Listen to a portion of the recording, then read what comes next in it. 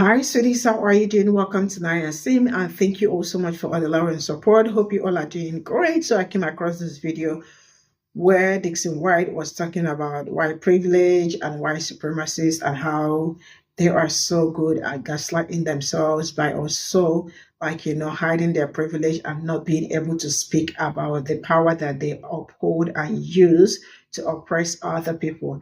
And he also made mention that that is something that they know how to do best, how to be manipulative and how to not to speak up for people that they are oppressing. I mean, they are so good at that, but it is their thing. And I am asking, how do you actually want people that know that they have a very huge power that they are holding? How do you think that they are going to relinquish the power and come and fight for you? Because if they fight for you, who do you want them to oppress? Like, I don't know if you understand this. That's one of the reasons why I also do not even believe in ally, and I do not also want anybody speaking up anymore, because majority of them that will come out and tell you, I am standing with you and I am also politically with you and all of that. Before you know what is going on, they go out and still do things that is against their own will. Like in also, how do they? Yeah, they also vote against their own interest and do some certain things against their own interest. Why? Because they feel like, why would you benefit out of it? I mean, it is just something that we are supposed to understand already, that they do not also want to fight for you because it is not going to benefit them. Let's get into this. Dixon back. I've heard black people before stereotype white people as racist. I've heard them say things like, you can't trust white people. That's a stereotype. I've heard them say, all white people are racist. So, it stings. It stings sometimes when I hear that as a white person. But do I say anything to them about it? No. And you know why? Because we have never acknowledged or addressed our culture and our system of white supremacy collectively as white people. Most of the white people, I've been talking for 5 years now. You don't hear me. You don't want to hear me. You see my face? You delete the page. You run. You hide. I'm speaking the truth. It's the God's truth. White supremacy is real. It's a nasty disease. It's a myth. It's a lie. And it hurts people. And it matters. But we're taught from birth that black and brown folks don't matter, that their lives are unimportant. We are all taught that from birth. Even black and brown folks are taught that shit. And that some of them internalize it. A massive millions and millions and millions of white people right now in America are actively ignoring white supremacy. And it's an art. It's a culture. It's what we do. We're masters as a white people at pretending white supremacy is not real, at pretending inequality is not real, at pretending all the statistics, all the racial data, all the racial disparities in every single American institution is not real. We are masters at ignoring it. And then the other thing that we do to support white supremacy is we deny it. Yes, the majority of white people deny white privilege, deny white supremacy, deny racial injustice.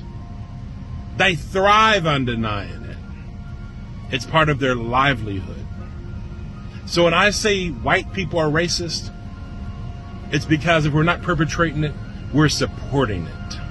And until that changes, most white people are racist. I realize I've caused a lot of white tears over the years, a lot of white pain.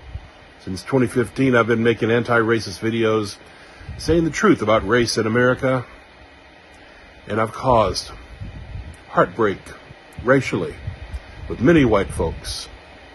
So I wanted to make a video especially for the fragile, sensitive white folks, a delicate video, sweet and kind. The three most common responses that I get from white people on my social media when I call for white racial responsibility is, number one, they say I'm fat. They try to hurt me by attacking the way that I look. Then number two, they call me a racist. They say that I'm a racist toward my own people. And then number three, they say that I hate myself. I don't hate myself. I love myself. And as a matter of fact, since I've become anti-racist, I love myself even more. And as far as hating white people, I'm not racist toward my own damn people. My family's white.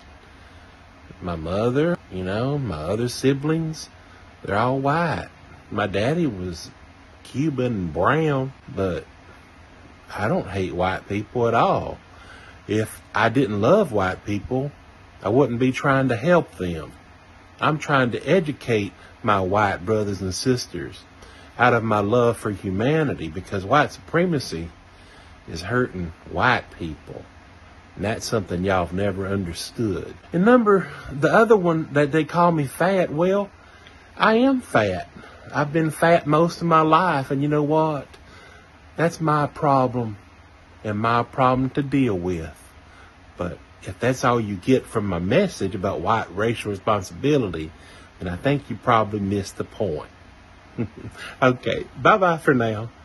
I was arguing with somebody about Project 2025, and I had to show them this video because they believe he ain't got nothing to do with that. He said he don't know them folks. Watch this. Our country is going to hell. The critical job of institutions such as Heritage is to lay the groundwork, and Heritage does such an incredible job at that. This is a great group, and they're going to lay the groundwork and detail plans for exactly what our movement will do and what your movement will do when the American people give us a colossal mandate to save America. And that's coming. That's coming. We know Trump claims he don't know who's behind Project 2025, even though there's at least 140 people who's worked with him that's involved in Project 2025. We even know reports that say he knows nothing about it. But I just played you a video where he's talked specifically about the Heritage Foundation and how they're going to lay down the groundwork, the plan that will save America. Have you read that plan? Well, I've read some of it, and it's very frightening, especially as a black man that knows a lot about education and know how much our public education system lacks funding. You want to take more away from it. And right here, you see, this is a screenshot, or actually a screen recording showing you that Project 2025 is a Heritage Foundation product. Which takes me to the point I'm making this video. I was arguing with somebody trying to outline to them the various things that Project 2025 wants to do. And they went automatically for the, man, you don't know about that. Now we've got that, you know what I'm saying, covered. We got that resolved. He does know who they is. He does know about the plan. Let's get into the actual plan itself. Put the glasses on so you can read along with me.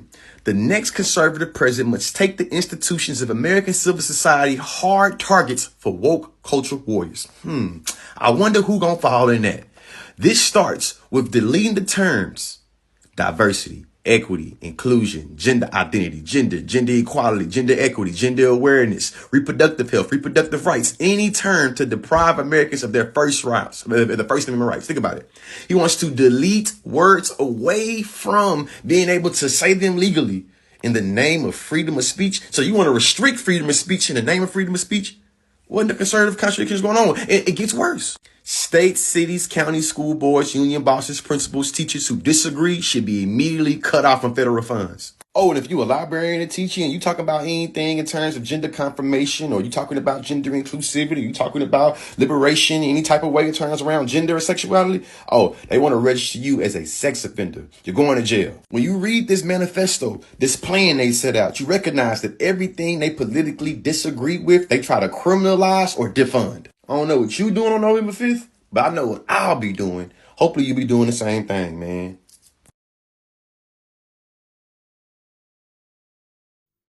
This is all I got from this video, and the reality is that some people have refused to understand that rate decision is just something, and I keep saying it. How do you want them to fight it? Because if they fight it, how do you want them to elevate themselves? Because they feel like they find so much joy oppressing people, and it uplifts them. I think that is the best thing to say, and not until they decide that it is our turn for us to stop some certain things, it's time for us to stop what we've been doing to these people. They have decided that they are not going to address their culture and their system, which they understand their culture. Their culture is oppressing, and the system is, systematic, all of the systemic oppression and all that, racism and the rest of it. So I feel like some of them are not ready to talk about it because they feel like they are like, they have edge above people that look like me. And if we stop it, so how are we supposed to feel? Who are we supposed to oppress and all that? Our life matters. Everything about us matters. Everything. And because we've been fighting tooth and nail from the beginning till this very moment, till this very day, right? And you see some of them telling you that they are working against white, like, trying to create awareness against white supremacists, racism, and all that. And you do not see them, like, go overboard or go out and do the job. Rather they will start asking you, can you, what am I supposed to read? Is there something you're going to recommend for us that deconstruct? Or, like, some will tell you that they are not proud to go out and talk about racism and all that with their fellow people and the rest of it. So how do you want to do the job? Like, how exactly do you want to do the job? Majority of them are the real masters at ignoring what is going on, and they absolutely support white supremacists to the brain, right? They have denied their privilege. They deny white privilege. They deny white supremacists. They have, like, literally denied everything. But it's really amazing how they keep denying something that they know that it's clear and it's obvious that they are benefiting from the system that is oppressing other people. I have had opportunity to discuss with some friends and talk about a privilege and all of that. And they made it known to me that I come from a well-to-do family, and for that reason, that I have Black privilege. I looked at them and I shook my head. And I tried to make them understand that somewhere, like telling me that because that they were born in poverty, and for everything he has or everything they have, that he has really worked so hard for it, and that he has no privilege, and I am the one that has privilege. Sometimes trying to educate or teach them is like pouring water from your drinking cup and dropping it inside the ocean, and you don't get to see the difference. I don't know if you understand what I am saying, which I have also learned from woke gardener. She said, stop educating them, stop telling them, stop opening this thing to try to tell them that this is how they are supposed to do it. This is not how they are supposed to do it. If you really want to do something, if you want to do the job, guess what you will do? Go out and read. Go get some books and read, because it is not me that will come out and educate them on how to do this or deconstruct. You know where you are, how you are doing it, or how you started it. Go deconstruct yourself, right? Now let's move over to consciously talking about Project 2025. It's really amazing how I still see some people telling me that Project 2025 is not a thing. I really don't know how somebody will wake up and say that Project 2025 is not a thing. It is absolutely a thing. And some people are telling me to stop calling Trump's name, that Trump has disassociated himself from the Project 2025. You all are lying. Like, how can you lie? See, I do not have any problem with whoever anybody is voting, but there are some things that when I am sure of it and I come out and talk it and I stand on my ground, and because I know it is true, and there is nothing you're arguing or trying to make me feel like I am doing the wrong thing, we do to me, right? The truth that he knows almost everything about it. And when you go through the Project 2025 that has almost 900 and something pages, you are going to see Donald Trump's name. It appeared in 300 and something places, 300 or 400 and something places, if I am not mistaken. But yeah, I stand to be corrected, So this is to tell you that It is a thing and it is a movement. Not until some people decide to wake up. If not, we are still just going to be dangling around. See you all in my next video. Bye for now.